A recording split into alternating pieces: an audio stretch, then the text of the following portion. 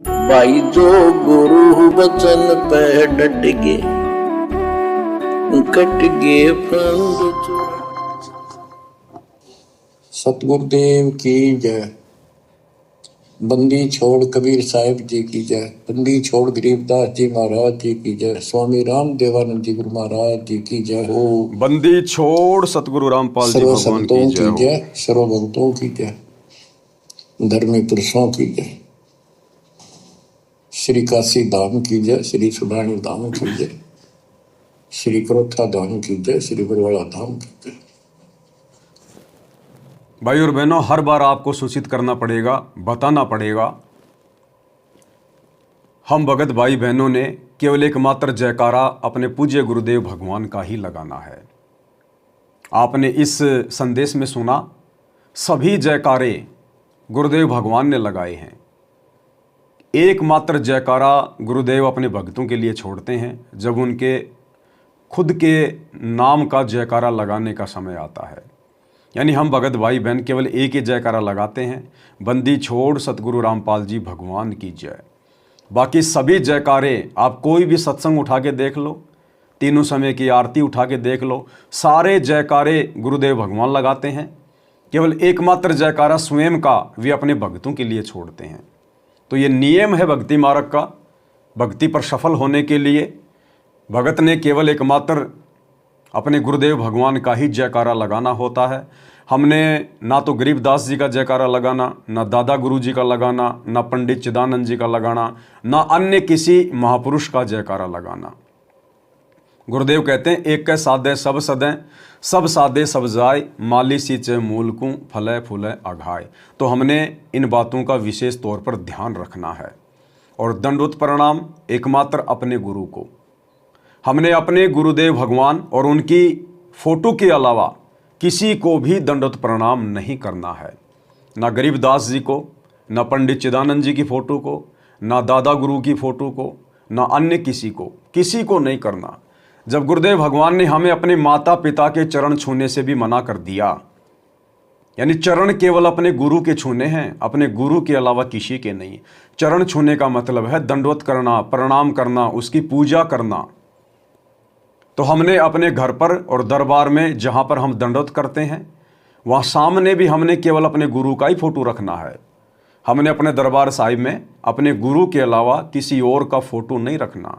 ना अपने किसी परिवार के मरे हुए व्यक्ति का, ना किसी अन्य देवी देवता का, ना ही पंडित चिदानंद जी की, ना गरीबदास जी की, ना दाढ़ी मूछ वाले नकली कबीर की, किसी की फ़ोटो नहीं रखनी। हमने अपने घर पर ही नहीं रखनी है।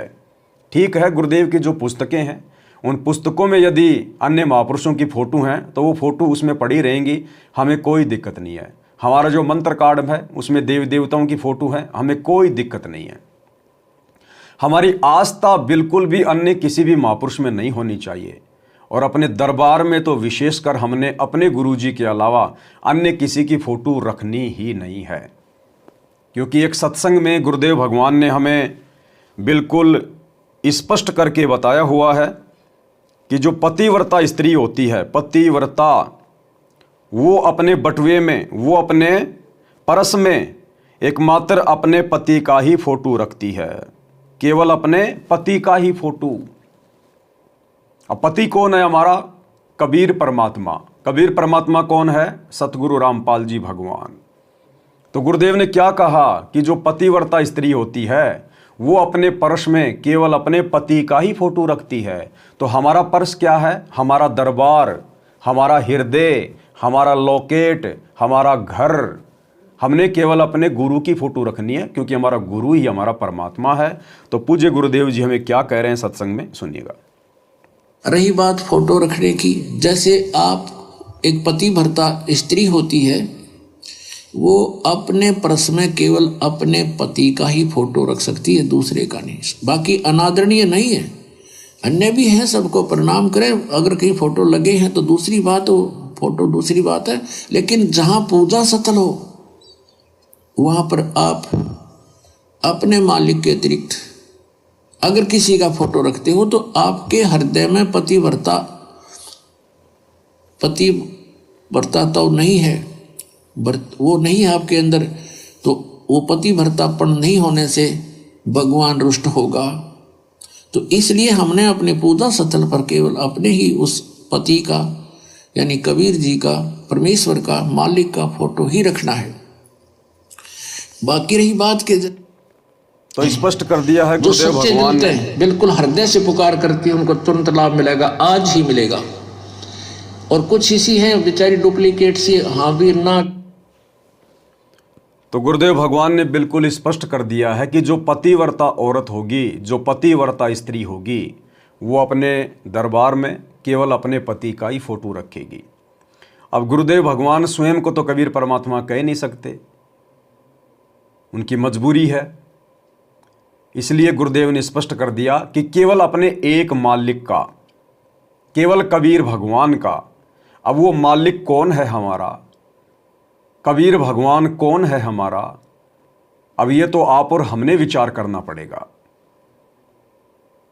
हमें जिसने ज्ञान दिया, हमें जिसने उपदेश दिया, जिसने हमें सत्संग सुनाए, जिसने हमारे 100 कार्य सफल किए, जो हमारे हर प्रकार के कष्टों को, दुखों को हर रहा है, जो हमारी प्रार्थना सुन रहा है, जिसकी हम भक्ति कर रहे हैं, वही तो है हमारा एकमात्र मालिक, हमारा कबीर भगवान, सतगुरु रामपाल जी, यही है एकमात्र कबीर परमात्मा। तो जो पतिव्रता आत्मा होगी, और पतिव्रता आत्मा ही परमेश्वर को प्राप्त कर सकती है, मोक्ष प्राप्त कर सकती है। इसलिए हमने यदि इसी जन्म में, कलयुग की बिचली पीढ़ी में सतगुरुदेव भगवान के रहते सहते पूर्ण मोक्ष प्राप्त करना है, तो हमने अपने घर पर, अपने दरबार में, अपने लॉकेट में केवल अपने गुरुदेव का ही फोटो रखना है। अन्य जितने भी फोटो हैं आप उन सब को घर से बाहर निकाल दीजिएगा। गुरु गोविंद की फोटो जो नाम दीक्षा के समय दी जाती है उसको हटा दीजिएगा, जिसमें दाढ़ी मूंछ वाले नकली कबीर की फोटो ऊपर है और गुरु जी की फोटो नीचे है, उसको हटा दीजिएगा। उस फोटो को घी लगाकर शवा कर दीजिएगा। हमें उस फोटो की आवश्यकता नहीं है, केवल अपने गुरु की एकमात्र फोटो और कोई नहीं। एक सादे सब सदै, सब सादे सब जाए, माली सींचे मूल को, फले फूले अघाए। तो 3 चीजें हम भगत भाई बहनों ने गांठ बांध लेनी है। सबसे पहला, एकमात्र जयकारा अपने गुरु जी का। हमारे गुरु जी का वास्तविक नाम है कबीर। तो बंदी छोड़ कबीर साहिब की जय, या फिर बंदी छोड़ सतगुरु रामपाल जी भगवान की जय, केवल यही जयकारा। और बंदी छोड़ कबीर साहिब का जयकारा बोलते समय हमारे दिमाग में वो दाढ़ी मूंछ वाली फोटो नहीं आनी चाहिए, हमारे गुरुदेव भगवान की मूर्त आनी चाहिए, क्योंकि हमारे गुरुदेव का वैदिक नाम है कबीर देव।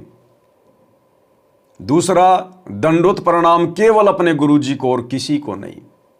तीसरा, अपने घर पर और दरबार में और लॉकेट में एकमात्र अपने गुरुदेव की फोटो, किसी अन्य की नहीं। अन्यथा आप जी पतिव्रता पद पर नहीं माने जाएंगे और आप कभी भी अपने गुरुदेव के हृदय में या उनके चरणों में जगह नहीं बना पाएंगे। भाई जो गुरु बचन पे डट गे, कट गे फंद 84 के, कट गे फंद 84 के, कट गे फंद 84 के।